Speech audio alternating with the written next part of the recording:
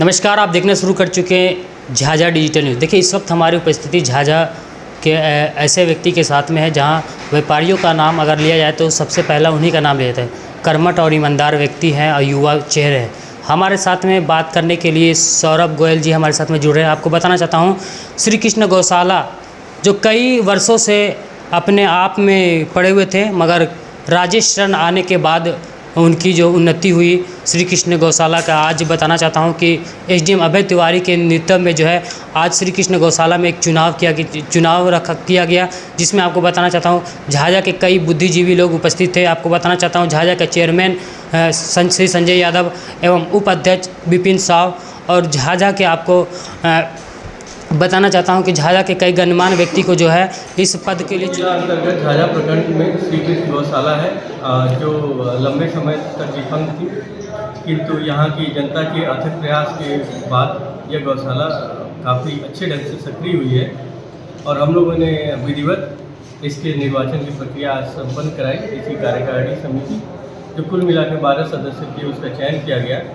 और इसके उपाध्यक्ष, सचिव और कोषाध्यक्ष का भी चयन किया गया, जो आगे गौशाला की कार्यप्रणाली को देखेंगे, उसका सफल संचालन करेंगे। पहले तो आपको ढेर सारी बधाई। आज श्री कृष्ण गौशाला को आपको सचिव चुना गया है। बड़ी संघर्ष के बाद आज चुनाव हुआ है, क्या कहना चाहेंगे सर? सबसे पहले तो आपको बहुत धन्यवाद देते हैं और ये बात सही है कि काफ़ी मकसद के बाद लगभग 11 माह हो गए और श्री कृष्ण गौशाला का चुनाव आज माननीय एसडीओ साहब के लगातार लगे रहने से संपन्न हुआ और चुनाव भी बहुत अच्छे ढंग से हुआ। जितने भी पदाधिकारी कार्य समिति मनोनीत हुए सभी सर्वसम्मत से मनोनीत हुए। ये बहुत बड़ी बात है। लोगों में एकता दिखा, लोगों ने यह स्वीकार किया कि जो सेवा करते हैं और करते रहेंगे ऐसे व्यक्ति गौशाला से जुड़ें और अच्छे अच्छे लोग पदाधिकारी बने। मुझे उम्मीद है कि उन लोगों के रहते गौशाला दिन दुना रात चौगुना आगे बढ़ेगा। गौशाला में एक न्यूज़ आ रहा था विवादित के लोग लेकर, क्या मैटर था, क्या बातें हुई जो श्री कृष्ण गौशाला में ऐसे उपद्रवगिरी बातें चली और न्यूज़ चल रहा है अभी तक? देखिए, बैठक 26 तारीख को रात्रि 8 बजे वर्तमान जो है उस समय थे सचिव श्री निर्देव केसरी ने आह्वान किया था बैठक का। बैठक में सभी लोग आए, लेकिन आपको बता दें कि उसमें एक ऐसा व्यक्ति, दो व्यक्ति ऐसा था जो 11 माह के अंदर जितनी बार बैठक हुई उसमें से मात्र 2 ही बार आया और दोनों बार झगड़ा का घर बना। अगर हम लोग 5 आदमी मिलकर किसी को मारेंगे तो क्या किसी के शरीर पर खरोच तक नहीं आएगी?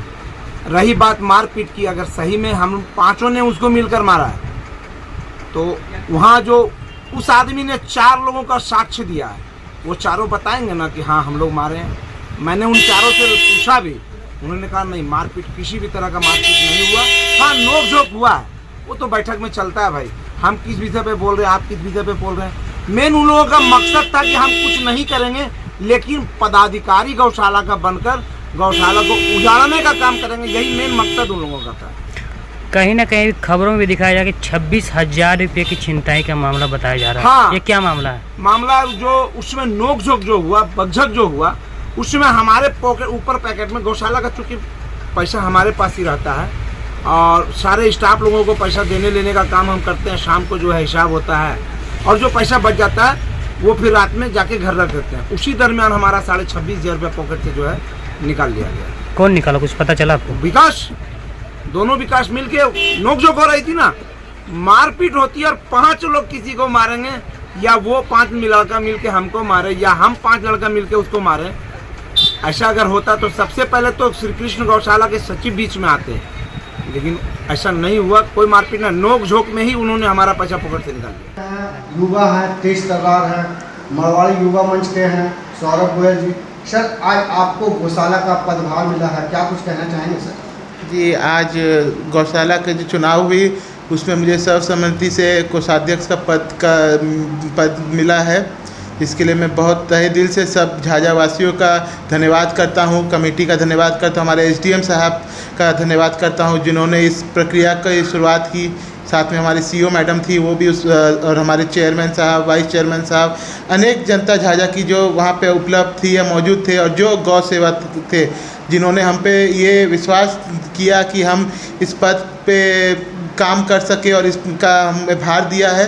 पूरी कोशिश रहेगी कि अपने तरफ से 100% से भी बेसी बढ़ चढ़ के काम किया जाए।